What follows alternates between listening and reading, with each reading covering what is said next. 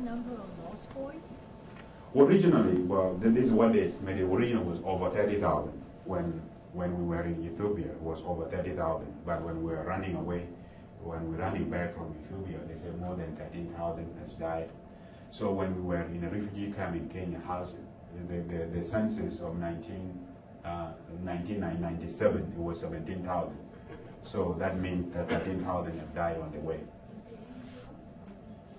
There are girls, but I think this goes back to the tradition, or even when we were in refugee camps, we very hard for a mass number of girls to stay together. So what the camp administration did is to adopt and foster the girls into the families that were there. So those girls became attached, they became sisters and daughters to that family. So when the process came, the interest was to help the young people who are just staying by themselves, who don't have this family support. So that's why the mass number of the boys came. But there are also girls, about 200 girls came to the state, but because I think the media, because of their number, I think that's why I explained it. The other reason is, was, because in our culture, and Andrew and Jane have seen it, most of the boys are always out in the village, flaying or hunting and looking after cows.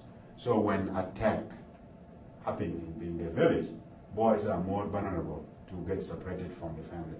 The girls were either killed with their parents, or they are either kidnapped, or all this. They are always with the family, but boys are always outside the village. And that explains why there are so more boys than girls. Any other questions? I have a question too for a student, so yeah. Are the other two gentlemen that you went on the trip with back to Sudan, are they trying to build schools in their native villages as well? Yeah, our goal, our goal is, one is working on water project, so he raised some money, and also we realized that you cannot build a school when there is no water. So Garang is there, and by the end of March, 6 wells will be drilled. That means the student will get clean drinking water, the villagers will get clean drinking water. So that is the focus of one of the lost boys. His goal is to make sure that there is enough clean drinking water for the villagers.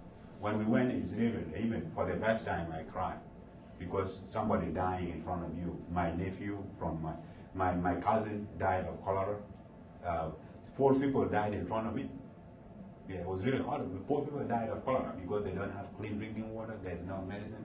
And even Andrew said it's for the first time. So all this, the first time for me to cry, just somebody being brought in front of me and die because there's no medicine.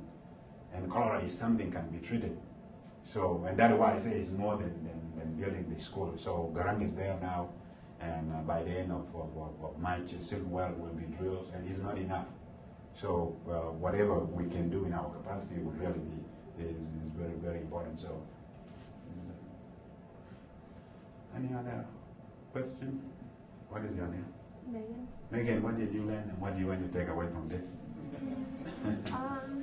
Well, I really liked your lessons, like the respect your parents and teachers and friends. That's something that I think kind of goes through all cultures, which I like.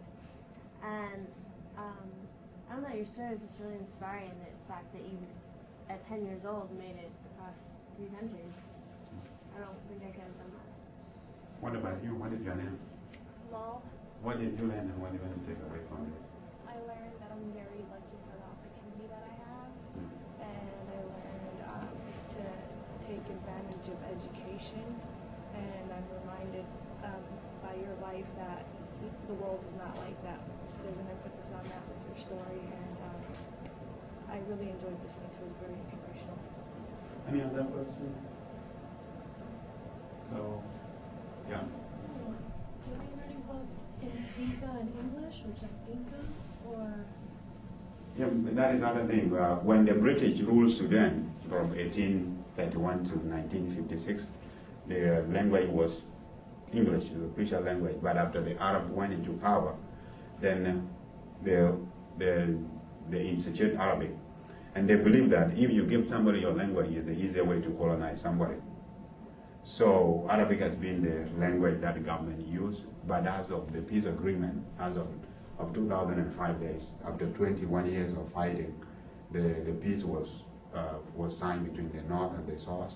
And in the peace agreement was Southern Sudan felt that they should be a separate country because the whole country is, the Southern felt that we are distinctive because we don't practice, we practice religion, but religion should be separate from the government.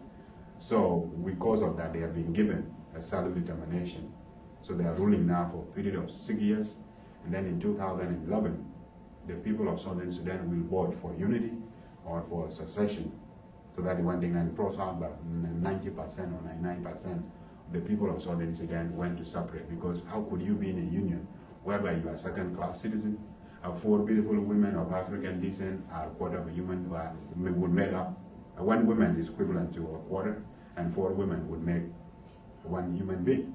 So how would that be? So I think people of Southern Sudan went to separate, but it would not be easy, yeah, because the oil is in Southern Sudan, and the government would not just let the people of Southern Sudan go. But I think the separation would be the best way, because